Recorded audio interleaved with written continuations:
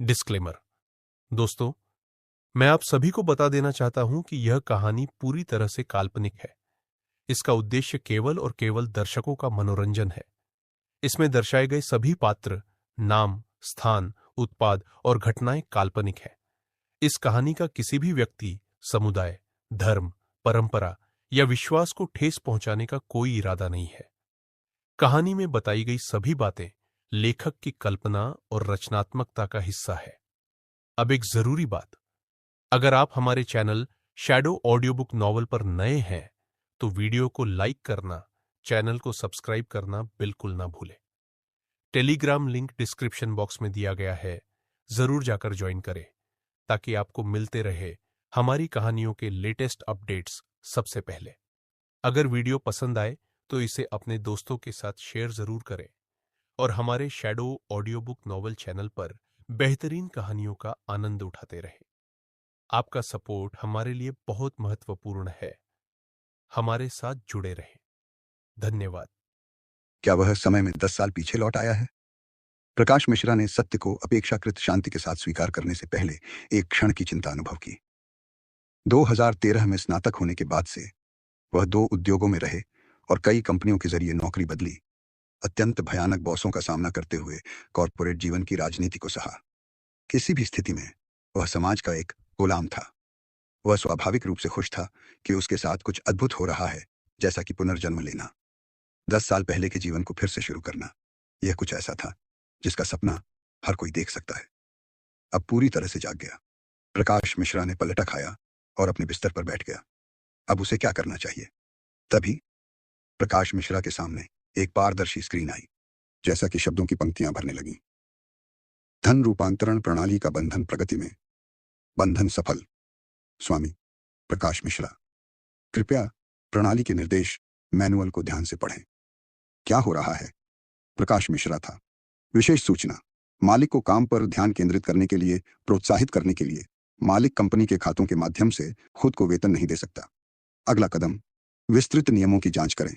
वाह, यह तो एक निश्चित जीतने वाला सिस्टम है। आप मुझे केवल धन नहीं दे रहे हैं, आप मुझे पैसे भी दे रहे हैं। एक नैतिकता वाला सिस्टम। तुरंत प्रकाश मिश्र ने सिस्टम के कार्यों को समझ लिया। हालांकि सिस्टम फंड और व्यक्तिगत धन के पहलू पैसे से संबंधित थे, वे पूरी तरह से अलग अवधारणाएं थीं। व्यक्तिगत धन का 443 प्रकाश मिश्र की कुल राशि को संदर्भित करता था, जो 443 युआन थी। यह वह पैसा था जिसे वह स्वतंत्र रूप से खर्च कर सकता था। जहां तक 50,000 युआन का सवाल है, वे सिस्टम फंड थे। सिस्टम के नियमों के अनुसार वह राशि केवल व्यावसायिक गतिविधियों जैसे कंपनी का गठन करने के लिए हो सकती है। एक निश्चित अवधि के बाद, चाहे वह लाभ में हो या हानि में, यह निर्धारित अनुपात के आधार पर उसके व्यक्तिगत धन में परिवर्तित हो जाएगा और वह सकता है।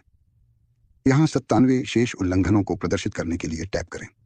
अतिरिक्त नियम, मालिक को सिस्टम के अस्तित्व का किसी को भी बताने या संकेत करने की अनुमति नहीं है। सिस्टम किसी भी उल्लंघनों की परिभाषा पर अंतिम निर्णय रखता है। अगला चरण, यादृच्छिक रूप से उत्पन्न लाभ हानि परिवर्तन अनुपात। इतने सख्त नियम। प्रकाश मिश्रा ने 200 उल्लंघनों की जांच की और उनकी योजनाएं एक के बाद एक समाप्त हो गईं। संपत्ति में सट्टाबाजी करना और क्रिप्टोकरेंसी खरीदना सिस्टम द्वारा सभी को प्रतिबंधित किया गया था। वह सामान्य निवेश और धन प्रबंधन में संलग्न हो सकता था, लेकिन उनकी वार्षिक वापसी उसके लिए बहुत कम थी।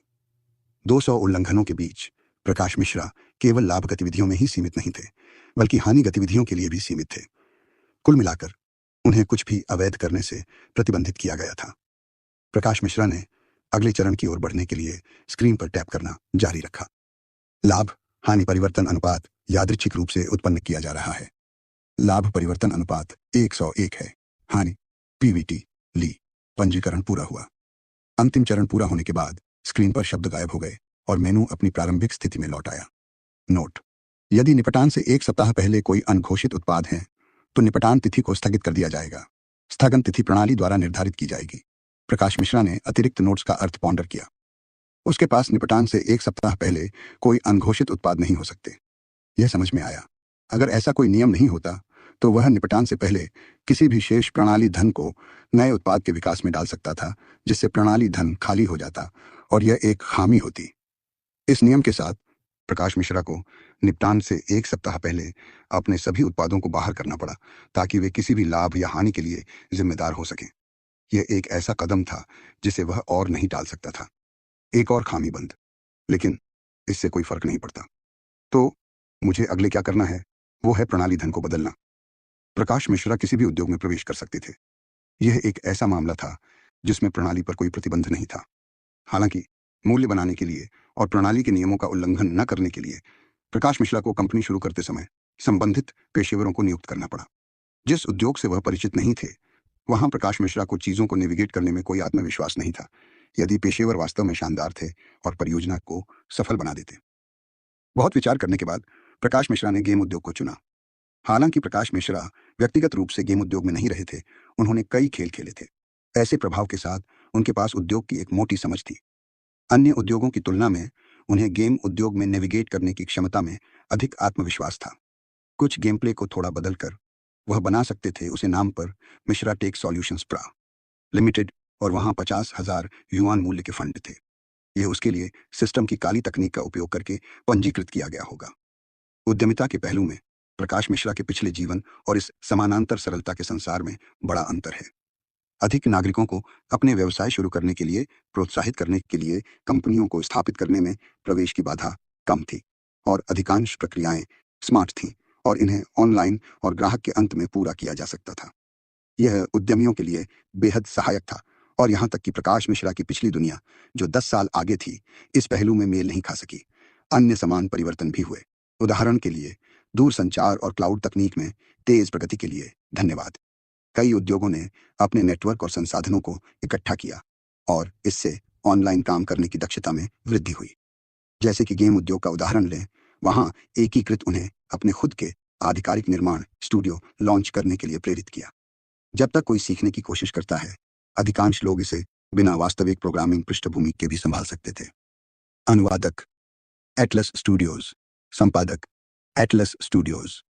खेल उद्योग में वर्तमान पारिस्थितिकी तंत्र 2009 में प्रकाश मिश्रा के पिछले जीवन के समान था। उदाहरण के लिए सबसे गर्म इंटरनेट खेल विश्व वॉरक्राफ्ट से मिथिका भारत, CS से काउंटर स्ट्राइक, डोटा से उपमहाद्वीप के नायकों तक पहुंच गए थे। वे सतही रूप से भिन्न लग सकते हैं, लेकिन उनके खेल का अनुभव लगभग समान था। मोबाइल खेलों के लिए स्पष्ट सुधार था, शायद यहां की तेज हार्डवेयर विकास के कारण पिछले जीवन की तुलना में। उदाहरण के लिए प्रकाश मिश्रा के पिछले जीवन में मोबाइल कार्ड खेल केवल 2012 में स्मार्टफोन प्रवृत्ति के कारण जोर पकड़ने लगे थे। हालांकि इस दुनिया में 2008 में स्मार्टफोन्स का पहले विकास होने के कारण तब से ही समान खेल पहले से ही दिखाई दे चुके हैं और खेल शैली ने कुछ और वैसे भी। विचार करने के बाद प्रकाश मिश्रा ने वेबसाइट पर तेजी से आदेश दिए और अपनी 50,000 युआन की राशि साफ कर दी। सच में ये संसाधन महंगे नहीं थे। निर्माण स्टूडियो में डाला गया ड्राइविंग सिम्युलेटर टेम्पलेट एक ड्राइविंग सिम्युलेटर गेम की बुनियादी कार्यक्षमताओं को बनाने में सक्षम होगा। तेज करना, ब्रेक लगाना, मोड़ना और टकराना वगैरह ये सभी पूरा थे। जहां तक रेगिस्तान की सड़क की पृष्ठभूमि का सवाल है, निर्माण स्टूडियो इसकी दूरी के संपादन का समर्थन करता है, जिससे रेगिस्तान की पृष्ठभूमि यादृच्छिक परिवर्तनों के साथ प्रकट होती है। पर्यावरणीय परिवर्तन कार्यक्षमता के साथ मिलकर सूर्यास्त, सूर्योदय और बालू के तूफान अन्य परिवर्तनों के साथ होते हैं। क्योंकि ये सार्वभौमिक टेम्पलेट्स थे, कई इंडी गेम निर्माताओं द्वारा इन्हें भी खरीदा जाएगा, इसलिए समानता टकराव की 100% संभावना थी। टकराव से बचने के लिए कुछ निर्माताओं ने कुछ चित्र संसाधनों को अनुकूलित करके विविधताएं बनाने का निर्णय लिया। स्वाभाविक रूप से इसका अनुवाद एक रेडियो पर गाड़ी चलाते समय संगीत सुनने के लिए। वे सभी साधारण या पुराने और क्लासिक धुनें थीं। ट्रेंडिंग गाने इतनी सस्ते में नहीं खरीदे जा सकते थे। उसके बाद एक महत्वपूर्ण समस्या आई। इस खेल का मुख्य गेम प्ले क्या होना चाहिए? प्रकाश मिश्रा को तो कोई आइडिया ही नहीं था। क्या यह एक रेसिंग गेम होना चाहिए? नहीं, कोई तरीका नहीं। उसके पास इसके लिए पैसे नहीं थे। वह जो कुछ भी खरीद सकता था वह एक मूल टेम्पलेट था, जिसमें एक कार की छवि और एक पृष्ठभूमि थी। जहां तक उन जटिल रेसिंग ट्रैक्स और चमकदार कारों की बात थी, साथ ही प्रतिस्पर्धी रेसिंग के लिए एल्गोरिदम, वह उन्हें बर्दाश्त नहीं कर सकता था। अगर वह उन्हें बर्दाश्त नहीं कर सकता तो वह उन गेम प्ले को कैसे बना सकता था? अपने सिर को थपथपाते हुए प्रकाश मिश्रा को समझ में आया। खेल का मुख्य गेम प्ले सरल था, बस गाड़ी चलाना। कोई भी खेल को केवल शुरू से अंत बिंदु तक गाड़ी चलाकर पूरा कर सकता था। हालांकि केवल यही काम नहीं करेगा, क्योंकि सब कुछ एक साथ सामान्य साधनों के साथ संकलित किया गया था और गेम प्ले में कोई नवोन्मेषी ब्रेक थ्रू नहीं था, इसलिए वह सक्षम नहीं होगा था। अंत में उसने एक अंत खेल इंटरफेस बनाया जिसमें एक बहुत ही सरल विधि थी जो केवल शब्दों की एक पंक्ति प्रदर्शित करती थी। आपके जीवन के 8 कीमती घंटों को बर्बाद करने के लिए बधाई, भले ही कोई खेल को पूरा कर ले। प्रकाश मिश्रा को यह सुनिश्चित करना था कि वे इतना नाराज हों कि वे कभी भी उसकी कंपनी के किसी भी खेल को फिर से नहीं खेलना चाहते। आकलन फंक्शन को बर्बाद न करने के लिए जो उसने खरीदा था, उसने एक टाइम वेस्टर्स रैंकिंग बनाई ताकि हर खिलाड़ी की पूरा करने की संख्या और प्रभावी खेल समय को सूचीबद्ध किया जा सके। यह एक बेकार रैंकिंग प्रणाली थी जो केवल इसलिए मौजूद थी क्योंकि इसमें पैसे खर्च किए गए थे। जल्द में वह इससे निपट गया। सभी फंक्शन निर्माण स्टूडियो के बुनियादी फंक्शन माने जाते थे और इन्हें निष्पादित करने के लिए साधारण खींचने और पैरामीटर बदलने की आवश्यकता थी। मूलतः किसी के पास हाथ होने पर वह इसे कर सकता था। प्रकाश मिश्रा को निर्माण स्टूडियो का आत्मशिक्षण, संसाधनों की खरीद और निर्माण में 2 घंटे से कम समय लगा। एक सारांश लिखने का निर्णय लिया जो इतना ईमानदार हो कि गेमर्स इसे पढ़कर 1% भी रुचि महसूस न करें। अगला कदम था कीमत निर्धारित करना। प्रकाश मिश्रा ने बिक्री मूल्य $1 निर्धारित किया। वह इसे बहुत ऊंचा नहीं रखना चाहता था, कहीं कुछ बेवकूफ इसे खरीदने का मन न बना लें, इससे उसे कम नुकसान होता। कीमत इतनी कम रखकर प्रकाश मिश्रा सुनिश्चित कर रहा था कि इससे उसके नुकसान पर असर नहीं पड़ेगा, भले ही कुछ दर्जन गेमर्स इसे खरीद लें। सब कुछ तय करने के बाद प्रकाश मिश्रा ने गेम अपलोड कर दिया। एक बार यह जांच प्रक्रिया पास कर ले, यह स्वचालित रूप से आधिकारिक गेम प्लेटफॉर्म पर प्रकाशित हो जाएगा। यह पूरा प्रक्रिया आमतौर पर कुछ घंटों से लेकर कुछ दिनों तक चलती है। प्लेटफॉर्म एक स्वचालित सिफारिश प्रणाली का उपयोग करता है। समान बैचों के नए गेम्स की सिफारिश पृष्ठभूमि डेटा परिवर्तनों के ट्रैकिंग के अनुसार की जाती है और जब तक रैंकिंग में जानबूझकर हेरफेर नहीं होता, प्रशासक इसमें हस्तक्षेप नहीं करेंगे। प्रकाश मिश्रा था, मैंने अभी खाना खत्म नहीं किया है, जल्दी करो। तुम कितने धीरे हो, कोई जाओ और दूसरे हॉस्टल से और लोगों को लेकर आओ। हॉस्टल में अन्य लोगों ने पहले ही अपने लैपटॉप चालू कर लिए थे और अपने बिस्तरों पर छोटे अस्थायी टेबल लगाकर बैठ गए थे। ये एक स्कूल हॉस्टल की उदासी भरी स्थिति थी कि हर बंकर बिस्तर के लिए समर्पित टेबल भी नहीं था और वे केवल क्रॉस लेग्ड बैठकर खेल खेल सकते थे। प्रकाश मिश्रा को हमेशा संदेह था कि उनके बैक प्रॉब्लम्स इस समयावधि से शुरू हो सकते हैं। सर्वश्रेष्ठ गेमिंग अनुभव प्राप्त करने के लिए भले ही उनके पास अपने लैपटॉप हों और हॉस्टलों में गेमिंग सत्रों का आयोजन करना सुविधाजनक हो, कई छात्र साइबर संगम जाने को प्राथमिकता देते थे। मनोज यादव अपने स्टेनलेस स्टील के कटोरे को पकड़े हुए था जिसमें एक प्लास्टिक बैग था जिसके अंदर खाना था। जल्दी जल्दी कुछ कौर निकलते हुए उसने पूरा प्लास्टिक बैग कूड़ेदान में फेंक दिया। अनुपर्णा मेज से खाना खरीदने का कारण यह था कि लीग ऑफ लीजेंड्स बनाने की कोई गारंटी नहीं थी। इस अवधि के दौरान MMORPG अभी भी साइबर संगमों में हावी थे और सबसे गर्म खेल मिथिका भारत था। हालांकि सब महाद्वीप के नायकों जैसे खेल भी लोकप्रिय थे, लेकिन वे छात्रावासों में अधिक लोकप्रिय थे क्योंकि उन्हें शुद्ध ऑनलाइन खेल नहीं माना जाता था। हालांकि इन्हें साइबर संगमों में खेला गया और वहां खिलाड़ी बनाम खिलाड़ी PVP खेल थे, लेकिन वे MMORPG के मुकाबले नहीं थे। भाई प्रकाश, आज तुम इतने चौंक क्यों रहे हो? क्या तुम ठीक से नहीं सोए? मनोज यादव प्रकाश मिश्रा की स्थिति से पजल थे। हमें एक की कमी है, क्या तुम आ रहे हो? प्रकाश मिश्रा ने अपना सिर हिलाया। नहीं, किसी और को देखो। ठीक है, मैं तब पड़ोसी रवि सिंह को लाता हूं, मनोज यादव ने और नहीं पूछा। जल्द ही 2 सटे हुए छात्रावास गूंजने लगे। मिड लेनर गायब है, सावधान रहो। कसम, उसने मुझे कैसे मारा? हाँ, यह 3 लोगों का गैंग था और वे अब भी मारे गए। कैल स्किल्स, धन्यवाद। अब बातें अलग थीं। जितना उसे सिस्टम फंड्स को पूरी तरह से खोना था, उतना ही वह बिना किसी मेहनत के पैसे कमा रहा होगा। फिर वह एक बेघर के रूप में खुशहाल जीवन जी सकता था। प्रकाश मिश्रा अपने बिस्तर पर लेटा और अपने भविष्य के बारे में खुशी खुशी सोचने लगा। तो उसे यह पहला $50,000 कैसे खर्च करना चाहिए? शायद उसे पहले एक हाई एंड कंप्यूटर लेना चाहिए। इसके बाद वह एक घर किराए पर लेगा और बेधड़क एक बेघर के रूप में जीवन जारी रखेगा। फू। प्रकाश मिश्रा मुस्कुराने से नहीं रोक सका। तो इस हफ्ते के ट्रैश गेम्स लिस्ट के साथ यही समाप्त होता है। अगर आप डैडियों को इस हफ्ते की एपिसोड पसंद आई तो कृपया लाइक, शेयर और सब्सक्राइब करना ना भूलें। मुंबई के एक किराए के घर में मोटा युवा आदमी, जिसकी मोटी भौहें और विशाल उदास आंखें थीं, अपने कंप्यूटर के सामने लापरवाही से वीडियो रिकॉर्ड कर रहा था। यह करण मेहता था, जो भारत विज के गेम सेक्शन में प्रसिद्ध यूपी मास्टर 1 है और जिसे उपनाम यूपी मास्टर करण से जाना जाता है। उसके प्रशंसक उसे स्नेहपूर्वक गॉडफादर भी कहते थे। कुछ भी उस खंड के माध्यम से प्रकाशित करने की हिम्मत करेगा। इस तरह करण मेहता ने प्रायोजित साझेदारियों के लिए नए महीने के लिए अनुशंसित खेल बनाए। बस यह था कि ट्रैश गेम्स डिस्क की तुलना में अनुयायी बहुत कम थे। जब उसने ट्रैश गेम्स डिस्क का नवीनतम एपिसोड रिकॉर्ड करना खत्म किया, करण मेहता ने इसे बहुत समय तक प्रकाशित नहीं किया। उसे लगा कि इसमें कुछ कमी है। हाँ, सही है, इसमें आत्मा की कमी थी। इस बार उल्लेखित खेलों में कोई खास बात नहीं थी, बस साधारण ट्रैश होने के अलावा। अपने सारांश, सामग्री, वॉइस ओवर तैयार करने और पूरी प्रक्रिया को परिश्रम से रिकॉर्ड करने के बावजूद करण मेहता को लगा कि जबकि एपिसोड देखने योग्य था, इसमें कोई सनसनीखेजता नहीं थी। खेल इतने ट्रैश थे कि उनके बारे में बात करने का कोई बिंदु नहीं था। यह करण मेहता को बहुत परेशान करता था। आखिरकार वह इसी पर जीवन यापन करने की उम्मीद कर रहा था। अगर उसकी दर्शक संख्या नहीं बढ़ती है तो उसके लिए बेहतर प्रायोजन प्राप्त करना मुश्किल होगा। क्या ये बस ऐसे ही शुरू होता है? गर्मी से भरा पानी अभी तक उबला नहीं था और करण मेहता के पास इससे परेशान होने का समय नहीं था जब उन्होंने गेम में प्रवेश किया। खेल में प्रवेश करते ही कोई उद्घाटन दृश्य या एनिमेशन नहीं था और न ही कोई विकल्प थे। विशाल रेगिस्तान में एक लंबा वक्रित रास्ता अनंत तक फैला हुआ था। यह कार के अंदर से पहले व्यक्ति के दृष्टिकोण से था और एक सरल निर्देश इंटरफेस था, जबकि नियंत्रण की प्रक्रिया कीबोर्ड या कंट्रोलर के माध्यम से की जा सकती थी। यह पूरी तरह से बाजार में मुख्यधारा के रेसिंग जनर के खेल के समान था। करण मेहता ने स्क्रीन पर छवि को देखा और स्वीकार किया कि नियंत्रण उपयुक्त थे। आखिरकार यह एक सेट टेम्पलेट था जहां ऊपरी और निचली सीमाएं बहुत चल रही थीं। अपना कंट्रोलर साइड से उठाते हुए करण मेहता ने उसे कंप्यूटर से जोड़ा और गेम शुरू किया। कार चलने लगी। करण मेहता ने सड़क पर घूमते हुए गाड़ी को आगे बढ़ाया। गेम में सुबह का समय था और सूरज ने एक पॉज़ बटन होना चाहिए था, लेकिन इस खेल के लिए कोई प्रतिक्रिया नहीं थी।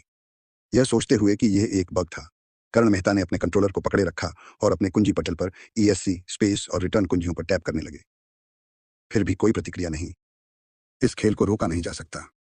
करण मेहता पूरी तरह से स्तब्ध थे। उनकी स्तब्धता के क्षण में उन्होंने अपना ध्यान खो दिया और एक मोड़ चूक गए। सड़क से उतरकर रेत में धंस गए।